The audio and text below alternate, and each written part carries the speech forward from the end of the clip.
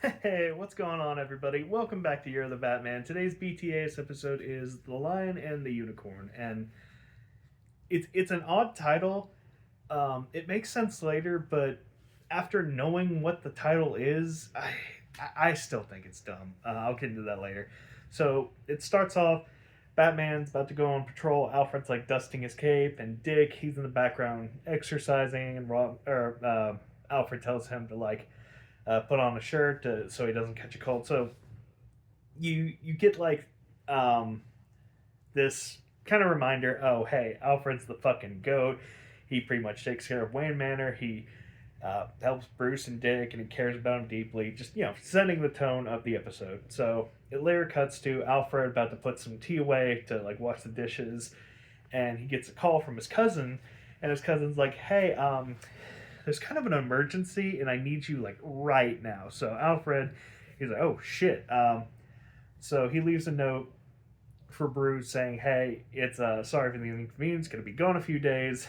And Bruce is like, "Huh, this is probably bad." So Alfred, he gets to London, and he's approached by two Cockney gentlemen, and the tip off was they called him Alfie, and Alfred hates that. So he escapes the two of them, and he gets to a hotel, and he calls Bruce, and he's like, "Hey, I'm in over my head. Get the fuck over here right now." Just then, the two guys break in and kidnap him. So Batman, he's talking to Robin, and he's like, Alfred, he was a pretty important man back in the day. Like, he wasn't just a butler. He was the guy that you'd call to deal with really important negotiations. Like, Alfred has done some really good stuff for the world. And Robin's like, "Oh shit, that's kind of neat." Um, which it kind of hurts a little that Robin doesn't know anything about Alfred. And I'm just like, "What, dude? You really just think Alfred's just a butler and that's it?" I mean, I guess that's all you've known him as, but you were never curious to hear Alfred's life. I don't know. It just that didn't seem very Dick. I feel like Dick would know Alfred because Alfred's like a grandfather to him because Alfred's like a father to Bruce. I don't know. I don't like how. I mean, I guess you had to explain it to the audience, but I really feel like Robin should have known or knew that. Anyway, so they get to London and they go to the hotel where Alfred was at, and they come out and they're attacked by the Cockney gentleman, and it leads to them fighting on a double decker bus, and then they're captured, and then Robin, he or Batman says, "Oh well, shit. Well, when they wake up, we'll find out who they're working for." And for whatever reason, Robin feels the need to lift up their shirts to reveal a tattoo, and it's a tattoo of the Red Claw. And I'm just like, Robin, what the fuck possessed you to possibly need to roll up their sleeve? I mean, how the hell did you know that was going to be a useful thing to do? Because that's the only scenario I would ever see that being useful. Um, but yeah, it is Red Claw. We do see when Alfred's cousin is being kidnapped, he's held at gunpoint, and you can obviously see it's Red Claw in the background. You don't see her face or anything, but you see just this woman in red with a claw tattoo, and I'm like, if you're trying to surprise us, I know who the fuck she is.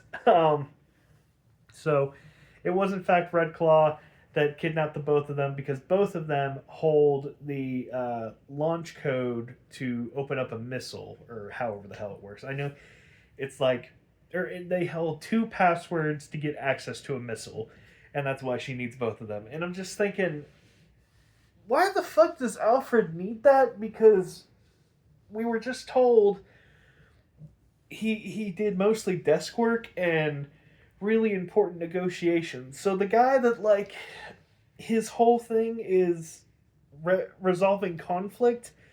Why the fuck does he have half the code for a fucking nuke? I I don't know.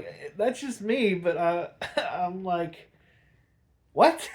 Why do you have that, Alfred? And the fact that he's living in America now. You think they would have? I don't know. I just find like that whole scenario very weird. So Batman and Robin, this is like very shoehorned in. They like go to this British intelligence place and they're discussing the matters, and somebody mentions something about a castle, and then Batman's like, I need to know where that castle is. And they're like, who the fuck are you? They're like, doesn't matter. I can get you Red Claw. We got to hurry this up. And they're just like, it's too late for this, and I don't want to miss happy hour. So here's the castle. They're in Scotland. There you go. And I'm just like, so where they are, and you're just gonna let two American vigilantes take care of it? Like, we're talking about a nuclear weapon, and you're just letting Batman and Robin do it. Like, they know for an absolute fact where all this is going down.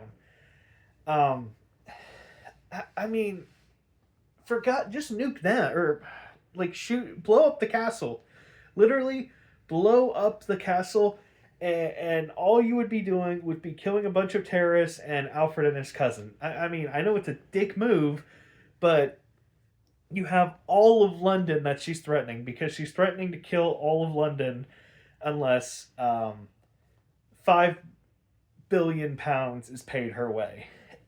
And I'm just like, guys, I don't know. So, and another thing, when she makes her demand, she also tells the whole world where she's at. And I'm just like, why would you put a fucking target on your head? Like, you don't know they know where you are, but now they sure as shit do. And I just don't know, why would you ever say that? Just be like, I have a nuclear warhead. Here's the warhead. Give me money. But so anyway, um, she gives Alfred and his cousin some truth serum, because that exists, and Alfie gives up pretty quickly, and eventually, slowly but surely, Alfred gives it up, and the password is in fact the lion and the unicorn, which I'm just like, why? Like, I don't know. It's just a dumb title, because when you hear the title for Batman the Animated Series, The Lion and the Unicorn, you're thinking, huh, that sounds kind of whimsical. I wonder if Mad Hatter's going to be involved. And it's no, just a Red Claw terrorist storyline. So Batman and Robin get it there, and they're kicking all kinds of ass left and right. They were trapped for like a little bit in a room, but they figured it out just like that. And so they're going around kicking everybody's asses. And Red Claw's like, this is fucking bad. So she launches the warhead anyway. I'm just like, well, now you just killed a whole bunch of people and you're not going to get any money. Like, that was just a dick move. So Batman, he gets in the Batwing and he races to try and blow up the nuke. And to his surprise, Red Claw is behind him in the other seat, and she tries to attack him. And she even at some point like rips off his cowl and mask. Um, but Batman, he ejects her out of the seat, which I don't know why that wasn't the first move to do. I mean, adrenaline's a hell of a thing. So she gets knocked into the ocean, and then Batman, as the nuclear warhead is like 20 feet from Big Ben, he blows it up. I don't know the exact science behind blowing up a nuke, but I feel like blowing it up would set off a chain reaction to it. I don't know. Like I said, I don't know the science of it, but for me, that didn't make sense. If it does, that's on me for not knowing it, but it's weird, the idea of blowing up a bomb and then the bomb not going off. Like I said, that could just be me not comprehending it. I'm not going to look it up. I don't care. So I won't fault the show for that either way. And then it just really abruptly ends. Like, Batman blows up the nuke, and then Alfred's at the airport with his cousin. They say their goodbyes, and then boom, the episode's over. Like, that's why I really think this episode could have been a two-parter, because you could have had maybe some flashbacks of like Alfred and his cousin and seeing how effective of a negotiator he was, and could maybe have added some more scenes with Red Claw. Like, you get so little Red Claw in this episode, and she's the main villain.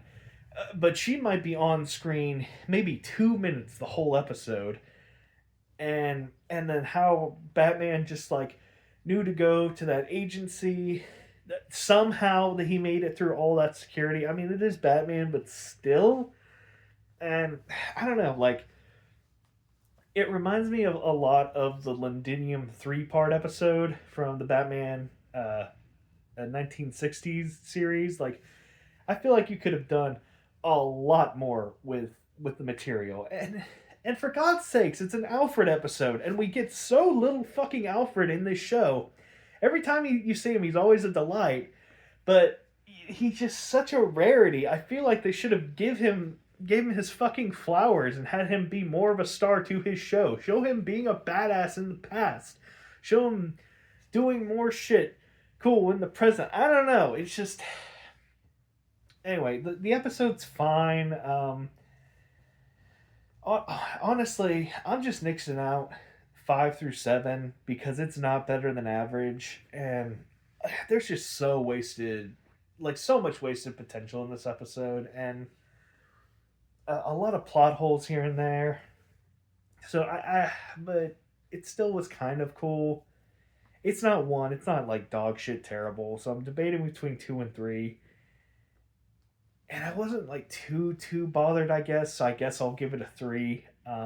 Still though, wish we had more Alfred. Love me some Alfred. All right, bye bye.